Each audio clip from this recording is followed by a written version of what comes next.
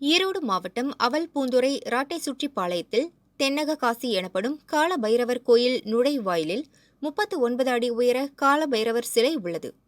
இக்கோயிலில் உலக நன்மை வேண்டி 39 அடி உயர கால பைரவருக்கு 5001 லிட்டர் பாலாபிஷேகம் ஸ்ரீ விஜய் சுவாமிஜி தலைமையில் நடைபெற்றது. ஆயிரக்கணக்கான பக்தர்கள் பங்கேற்று வழிபட்டனர்.